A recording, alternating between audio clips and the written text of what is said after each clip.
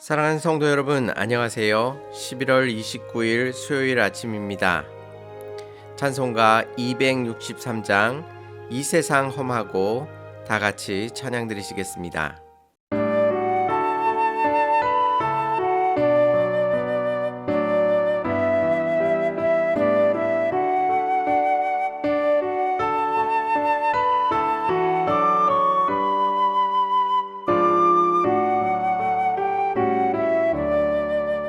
이 세상 험하고 나 비록 약하나 늘 기도 힘쓰면 큰 권능 얻겠네. 주의 은혜로 대속받아서 피와 같이 붉은 죄 눈같이 이겠네.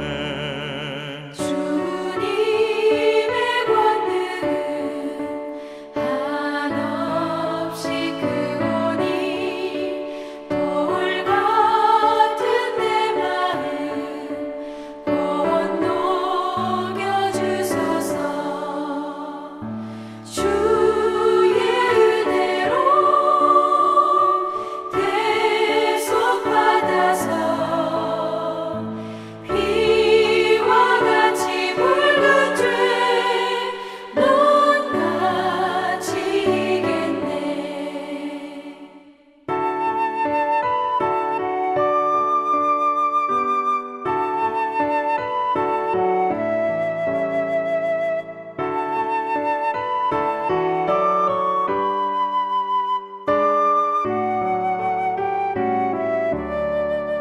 내 마음이 약하여 늘 넘어지오니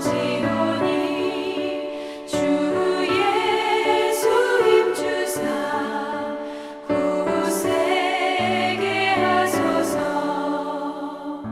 주의 은혜로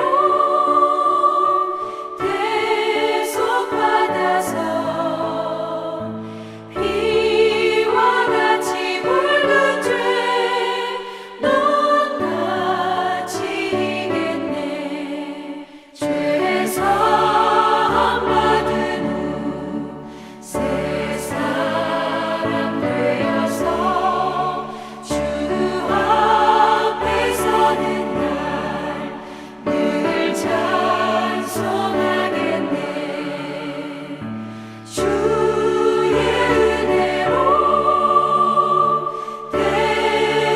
대속받아서 피와 같이 붉은 죄 눈같이 이겠네.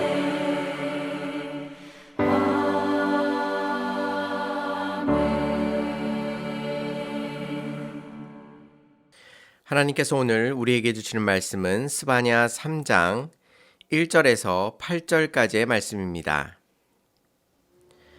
패역하고 더러운 곳 포악한 그 성읍이 화 있을진저 그가 명령을 듣지 아니하며 교훈을 받지 아니하며 여호와를 의뢰하지 아니하며 자기 하나님에게 가까이 나아가지 아니하였도다. 그 가운데 방백들은 부르짖는 사자요 그의 재판장들은 이튿날까지 남겨두는 것이 없는 저녁 일이요 그의 선지자들은 경솔하고 간사한 사람들이요 그의 제사장들은 성소를 더럽히고 율법을 범하였도다.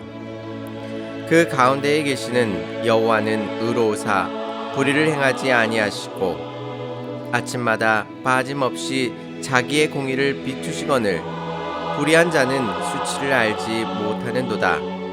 내가 여러 나라를 끊어 버렸으므로 그들의 망대가 파괴되었고 내가 그들의 거리를 비게 하여 지나가는 자가 없게 하였으므로 그들의 모든 성읍이 황폐하며 사람이 없으며 거주할 자가 없게 되었느니라.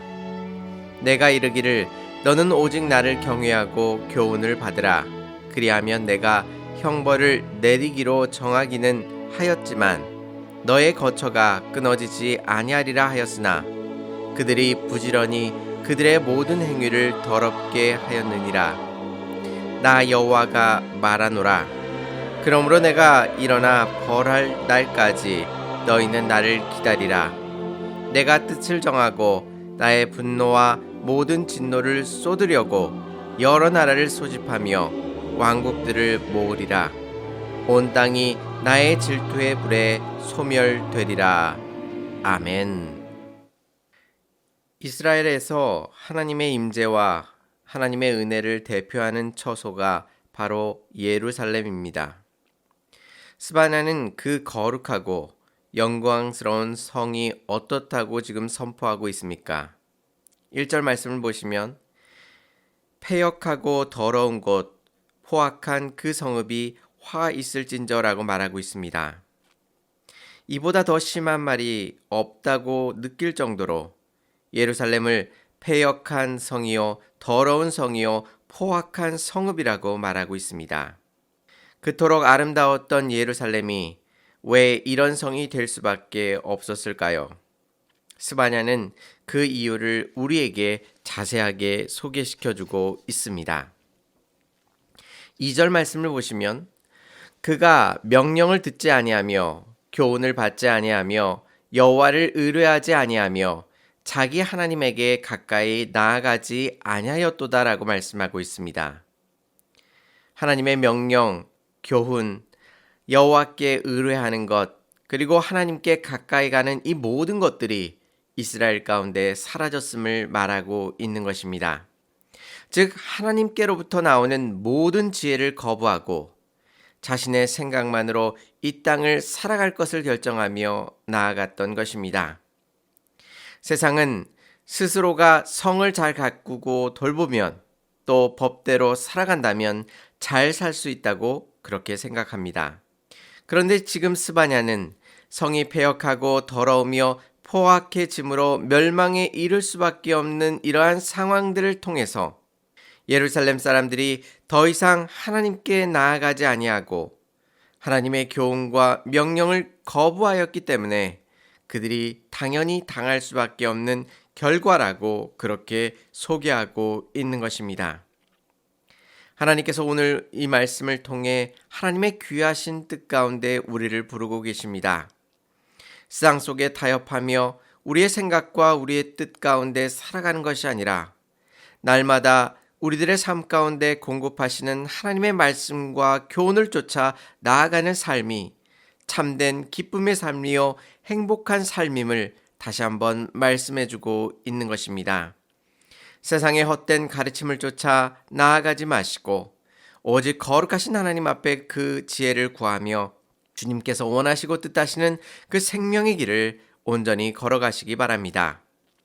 하나님께로부터 멀어지고 그 교훈과 명령을 거부하는 일이 예루살렘 가운데 어디서부터 시작되고 있을까요? 오늘 3절과 4절 말씀에 이렇게 말씀하십니다.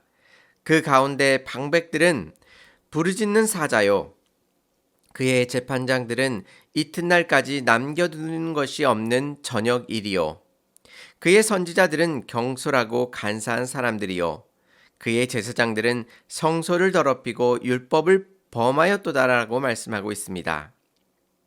방백들은 부르짖는 사자처럼 가난하고 헐벗는 자들에게 자신이 필요한 것들을 악랄하게 뺏어가는 모습을 보여주고 있습니다. 재판장들은 불의한 판결을 내려서 다른 이들의 것들을 불의하게 빼앗아 갑니다. 선지자는 마땅히 하나님의 말씀을 온전히 전하여야만 함에도 불구하고 경솔하며 간사하게 행함으로 자신의 유익만을 취하고자 하는 것입니다. 제사장은 성소를 더럽히고 율법을 범하게 됩니다. 지금 나열하고 있는 이들은 예루살렘에서 이스라엘 백성을 이끌고 있는 지도자들입니다. 그들은 하나님께로부터 말씀을 받아 그것을 백성에게 전해주는 역할을 해야만 했었습니다.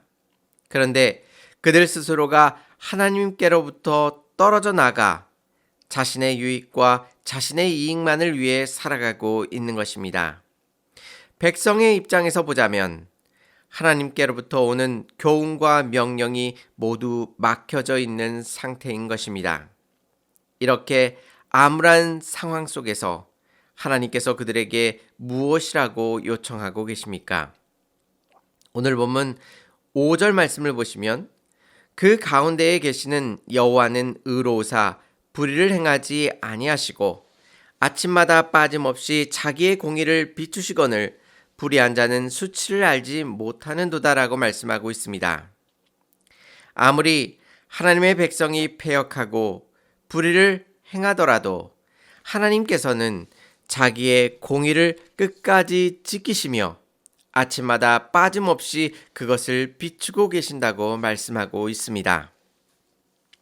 즉 하나님께서는 이 부분에 있어서 조금도 양보하실 생각이 없으십니다. 비록 우리가 그분을 쫓아가지 않더라도 하나님께서는 언제나 그 공의를 꼭 붙들고 계심을 말씀하고 계신 것입니다.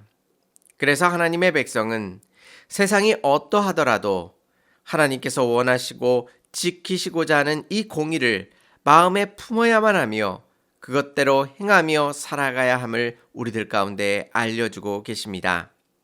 하나님께서 오늘 하루 우리를 붙드시사 그 공의의 길을 걸어갈 수 있도록 우리를 지키시고 보호해달라고 하나님 앞에 간구하시기 바랍니다. 그 가운데 하나님께서는 예루살렘을 벌하십니다. 6절 말씀에서는 사람이 없어져 황폐해질 것을 말씀하셨고 7절 말씀에서는 온 땅이 질투의 불에 소멸될 것임을 말씀하셨습니다.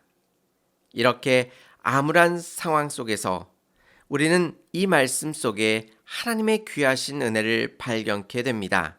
그것이 바로 7절의 말씀입니다. 내가 이르기를 너는 오직 나를 경외하고 교훈을 받으라. 그리하면 내가 형벌을 내리기로 정하기는 하였지만 너의 거처가 끊어지지 아니하리라 하였으나 그들이 부지런히 그들의 모든 행위를 더럽게 하였느니라 말씀하십니다. 전혀 하나님의 교훈과 말씀을 듣지 않는 이들을 하나님께서는 쉽게 포기하실 수도 있으셨고 뿐만 아니라 그들에게 아무 말씀도 하지 않으셔도 되었습니다.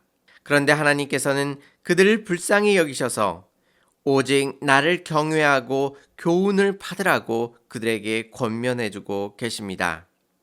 그런데 만약에 너희가 그 마음을 돌이켜서 내 교훈과 명령을 지킨다면 형벌이 정해져 있다 할지라도 그것을 돌이켜 너희들의 거처가 끊어지지 않도록 하나님께서 해주실 것임을 약속해주고 계십니다. 그런데 가만히 생각해 보면 그들은 근본적으로 이 약속을 받을 만한 자격이 없던 사람들이었습니다. 왜냐하면 그들은 그 약속을 받고서도 여전히 더러운 행위를 저질렀기 때문입니다. 그럼에도 불구하고 하나님께서는 최종 심판을 실행하시기 전까지 그들을 포기하지 않고 계십니다. 우리 또한 마찬가지입니다. 우리는 스스로 보기에 패역하고 더러우며 포악하지만 하나님께서는 그런 우리를 불쌍히 여기셔서 돌아올 수 있도록 항상 문을 열고 우리를 기다리고 계십니다. 그런데 우리는 이 엄청난 은혜로 주신 그 초청을 값없이 거부하고 무시하며 살아갑니다. 그런데 하나님께서는 그런 우리를 위해 하나님의 놀라우신 품에 안아주시고 또한 하나님 앞에 다시 돌아갈 수 있는 놀랍고도 엄청난 기회를 우리들 가운데 허락해 주셨던 것입니다. 하지만 반드시 우리가 기억해야 할 것은 이러한 초대가 영원히 지속되지 않는다는 사실입니다. 더 이상 돌이키지 못하는 순간이 우리들에게 반드시 찾아오게 됩니다. 더 늦기 전에 하나님 앞에 우리의 마음을 돌이키며 주의 거룩하고 존귀하신 그 뜻을 쫓아 우리의 삶의 모든 것들을 하나님 앞에 올려드릴 수 있는 저와 성도님들이 되시기를 바랍니다. 하나님께서 우리에게 지혜를 허락하사 하나님의 그 크신 은혜와 사랑을 깨닫게 해주시기를 원합니다. 우리가 죄악 가운데 머무를 수 있는 것은 이 하나님의 사랑을 다 깨달아 알지 못하였기에 우리는 죄악을 저지르며 어리석게 살아가고 있습니다. 그렇게 죄악 가운데 허우적대고 있는 우리를 부르고 계시는 하나님의 놀라우신 은혜를 다시 한번 생각해 보시기 바랍니다.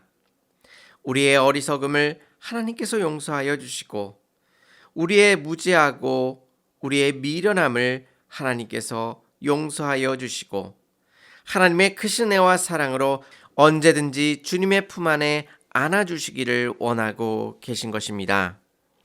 어리석고 보잘것없던 예루살렘을 하나님의 사랑으로 다시 돌이키고 인도해 주시기를 원하셨던 것처럼 지금 우리에게도 이 하나님의 놀라우신 사랑으로 돌이키고 인도해 주시기를 원하고 계신 것입니다. 오늘 하루 우리의 모든 삶 가운데 찾아와 주시고 역사하시며 구원의 길로 인도해 주시는 이 하나님의 놀라우신 은혜를 기억하시면서 우리의 삶의 자리에서 하나님의 귀하신 뜻 가운데 온전히 승리하실 수 있는 저와 성도님들이 되시기를 주님의 이름으로 축원합니다. 다 같이 기도드리시겠습니다.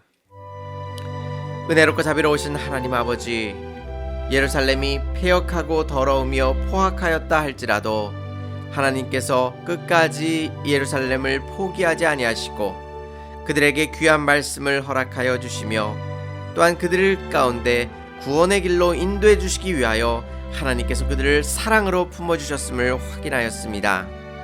우리의 삶 또한 이 놀라우신 사랑과 은혜로 돌보시고 인도하심을 확인하였사오니 우리의 힘들고 어려운 삶 속에서도 이미 허락해 주신 하나님의 사랑과 은혜에 감사하며 감격하며 살아갈 수 있도록 인도하여 주시고 무엇보다도 우리의 마음과 정성과 뜻을 다하여 오직 하나님께만 예배드릴 수 있도록 인도하여 주시옵소서.